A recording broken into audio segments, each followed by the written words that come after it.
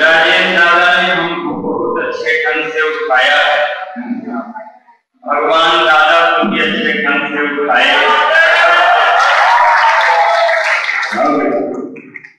मैं भी अपनी बारी का बहुत देर से ठीक उसी तरह इंतजार कर रहा था जिस तरह राहुल गांधी जी अपने विवाह का इंतजार कर रहे थे। प्रणाम करता हूँ जो लोग तालियां मेरे लिए बजा रहे हैं उनको, उन लोगों को भी प्रणाम करता हूँ जो तिरंगा लेकर इस बरसात में देश के लिए राष्ट्र के लिए यहाँ पर आए। अग्रिम पंक्ति के लोगों को भी प्रणाम करता हूँ। ये तमाम रुद्र अकेडमी के छात्रों को प्रणाम करता हूँ। आरएन को प्रणाम करता हूँ। उन लोगों को भी प्रणाम करता हूँ जो पूर्वा यहाँ पर पढ़ रही थी, जो खंभे के पीछे से देख नहीं रहे थे, इधर उधर से झांकने की कोशिश कर रहे थे। उनके दर्शन को भी प्रणाम करता हूँ। दरअसल इतना प्रणाम बालाघाट वालों इसलिए मैं कर लेता हूँ क्योंकि जब आप लोग लौट करके घर जाए तो आपस में ये चर्चा करें कि कभी तो साधारण मंच पर आए थे कि पढ़ा लिखा और संस्कारी अपना रीवा वाला हमको ही लगा।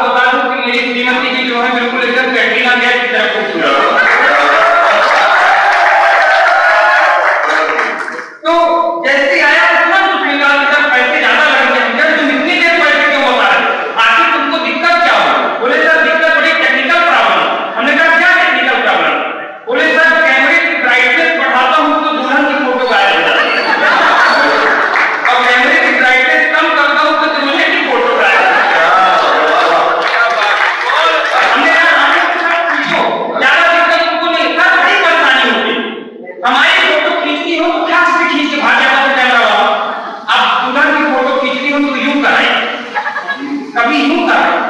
हम कहे भाई 3 घंटे हुए तुम कर क्या रहे हो? बोला शांत रहिए, मैं दुल्हन को अपने हिसाब से ये मस्ती के साथ इसी प्रकार थोड़ी देर आनंद के साथ रहेंगे तो 4 घंटे में धीरे से शुरू होगा। समय के अपनी सीमाएं तब तक पहुंचना है।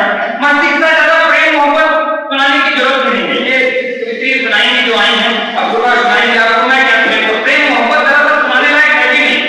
वो त्रेता दौर में प्रेम होता, कलयुग का प्रेम बहुत खतरनाक है। वो तो आदमी मर के ऊपर बैठे हो गए तो चित्रगुप्त पूछे कि कैसे आए? एक बोला कि साहब हम शर्म से मर के आए। चित्रगुप्त ये कारण पहली बार सुने। बोले शर्म से कैसे मरे भाई? बोला हम 4-5 दिन अपने शहर के बाहर थे और जब उसने शहर लौटे तो प्रेमिका के घर गए। हमको लगा घर के अंदर कोई है तो मिश्रा जी का दरवाजा खुला तो पूरा घर खोला, लेकिन उसको कोई नहीं मिला। तो उसकी इतनी ग्लानि हुई कि मैं ग्लानि पर शर्म लगी कि शर्म से मैं मर गया। चित्रगुप्त बड़े हैरान हुए। वो ठंड वाले से भी पूछे, बोले अब तुम भी बता दो भाई कि कैसे मरे? तो ठंड वाला शर्म वाले की तरफ देख करके पूछा, बोला भैया जब तुम दरवाजा खुला और घर खोजे तो पूरा घर अच्छी तरह खोजे? बोला हाँ पूरा घर अच्छी तरह खोजे। बोला फ्रिज का दरवाजा खोले थे? बोला नहीं खोले। बोला अगर तुम फ्रिज का दरवाजा खोल देते तो ना तो तुम शर्म से मरते और ना मैं ठंड से मरता।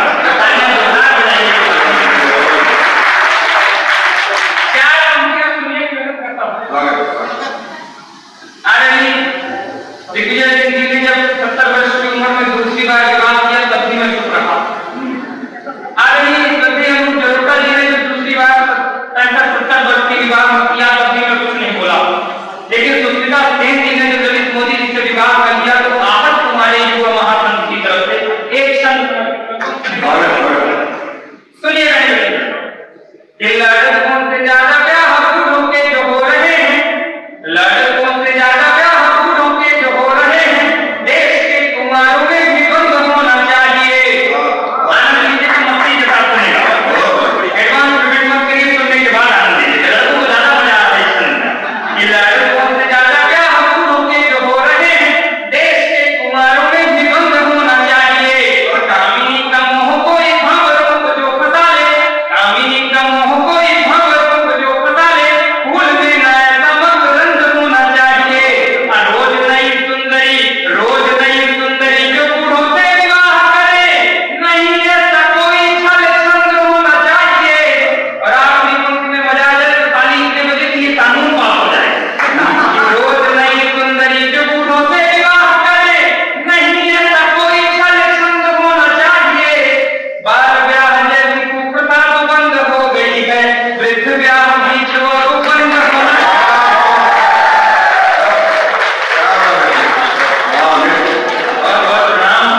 मैं देख रहा हूं कि ताली केवल युवाओं ने ही बजाई है। एक ही वरिष्ठ जिन्होंने ताली नहीं बजाई है, लेकिन मैं प्रणाम करता हूं। 4 घंटे और दुनिया का निर्देश करता हूं। अभी हम लोग कोरोना से निपट करके आए हैं। कोरोना को ज्यादा विषय नहीं है, इतनी दिक्कत वाली बात नहीं। अभी दादाजी हमको एक होटल में मिले थे तो उनके दादाजी आपको भी पता है बीमारी कैसे होती है, कि कोरोना इतना ज्यादा फैला कि होता कैसे आपको भी पता है, तो 2 मिनट का हो जाए। बोले दादा हमको तो बस यही लगता है कि कोरोना की जांच कराने से होता।